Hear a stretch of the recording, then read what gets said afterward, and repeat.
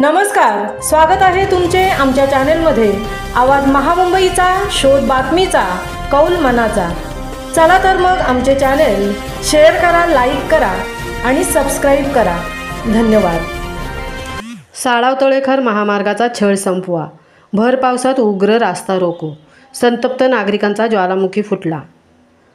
साळाव तळेखार महामार्गाच्या दुर्दशेविरोधात मुरुड तालुक्यातील साळाव येथे सोमवारी प्रचंड पावसातही उग्र रस्ता रोको पेटला। तब्बल 6 महिन्यांपासून 13 किलोमीटर रस्ता खोदून ठेवून MSIDC आणि कंत्राटदारांनी केलेल्या ढिसाळ, बेफिकीर आणि बेजबाबदार कारभाराचा नागरिकांनी आज तुफानी जाहीर समाचार घेतला। ढिसाळ कारभार करणाऱ्यांना जनता आता माफ करणार नाही। पुढचा मोर्चा आणखीन आगीसारखा पेटेल, असा इशारा शिवसेना उद्धव बाळासाहेब ठाकरे पक्षाचे जिल्हाप्रमुख सुरेंद्र म्हात्रे यांनी दिला। त्यांच्या नेतृत्वाखाली उपजिल्हाप्रमुख प्रशांत मिसाळ, माजी जिल्हा परिषद सदस्य राजश्री मिसाळ, तालुका प्रमुख नौशाद दळवी, युवासेना तालुका प्रमुख किशोर काजारे, सरपंच, उपसरपंचासह तब्बल 200-250 संतप्त नागरिक रस्त्यावर धरणे धरून बसले होते। खड्डे, चिखल, अपघात, नागरिकांचा रोजचा छळ। गेल्या 6 महिन्यांपासून उकडून टाकलेल्या महामार्गामुळे शाळकरी मुले, जिंदाल स्कूलचे विद्यार्थी, व्यापारी, कामगार, महिला, ज्येष्ठ नागरिक अक्षरशः हैराण आणि त्रस्त झाले आहेत। प्रवास म्हणजे जीव धोक्यात घालून केलेला प्रवास। चिखल, खड्डे आणि अपघाताने नागरिकांचा आक्रोश टोकाला पोहोचला आहे। स्थानिक व्यापारावर मोठा परिणाम होऊन दुकानदारांच्या रोजीरोटीलाही झळ पोचली आहे।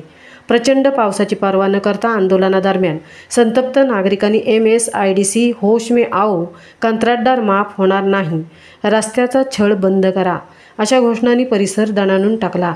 नागरिकांच्या ठाम मागण्या MSIDC अधिकारी MK सिंग यांना निवेदन देत नागरिकांनी काही ठोस मागण्या केल्या।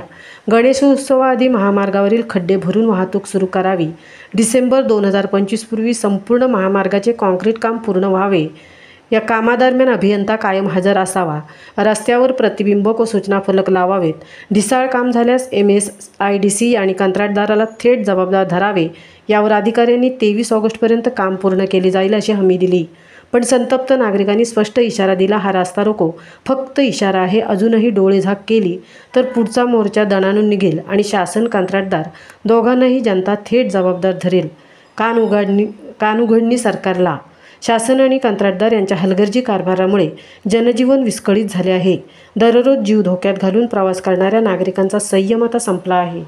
शासनाने तात्काळ ठोस उपाय केले नाहीत तर साळाव तळेखार महामार्गावरील संतापाचा ज्वालामुखी फुटणार हे निश्चित। आवाज महामुंबईचा चॅनेलसाठी निलेश फुंडेंसह तृप्ती भोईर, रेवदंडा। पैसे खाल्ले ह्या रस्त्यामध्ये वाटोळा होईल। गेल्या 6 महिन्यापासून हा रस्ता खोदून ठेवलेला आहे आणि आता अशी परिस्थिती झाली, 13 किलोमीटरचा रस्ता खोदल्यामुळं इथल्या सामान्य नागरिकांना मार्केटला जाणं, मुलांना शाळेत जाणं किंवा कुठल्या कामाला जाणं हे आता शक्य नाही। ह्या रस्त्याने जाऊच नाही शकत आणि त्याच्यामुळे ह्या परिसरातल्या सगळ्या नागरिकांचे प्रचंड हाल होत आहेत। एवढे प्रचंड हाल होत आहेत का लोक काम नाही करू शकत आणि त्याच्यामुळं हा रस्ता त्यांनी त्वरित दुरुस्त करावा, याच्या मागणीसाठी आज आम्ही यांच्या विरोधात रास्ता रोको केले। त्यावेळेला कॉन्ट्रॅक्टर पण आले होते। त्या कॉन्ट्रॅक्टर मूर्खासारखं आम्हाला सांगत होतं की कंपनीची वाहतूक बंद करा। अरे कंपनीची वाहतूक बंद करा म्हणजे काय? तुम्ही एक बाजून जर केलं असेल तर बरोबर झालं असतं। कंपनीची वाहतूक कशी बंद करता येते? कारण कंपनीच्या वाहतुकीला जे ट्रक चालतात ते पण चालकांचे, त्याच्या पण रोजीरोटीचा प्रश्न आहे ना। मग त्याच्यावर त्याचा मालक असतो, ट्रक असतो, ड्रायव्हर असतो, त्याचा क्लिनर असतो, अजून काय त्याच्यावर अवलंबून असतं। त्याच्यावर तुमचे ट्रक कसे बंद करतात आणि ते ट्रक शेवटी रस्ता करणं हे तुमचं काम असतो, रस्ता तुम्ही करायला पाहिजे। आम्ही त्यांना त्या दिवशी पण सांगितलं का तुम्ही ज्यावेळेला आपले किरवले साहेब होते त्यांनी बैठकला आयोजित केलं, त्यांना मी त्यावेळेला पण सांगितलं का तुम्ही पहिल्या कमीत कमी लोकांना रस्त्याने जाता एवढा तर मार्ग करून द्या। कारण गणपती आणि गणपती पाहून म्हणजे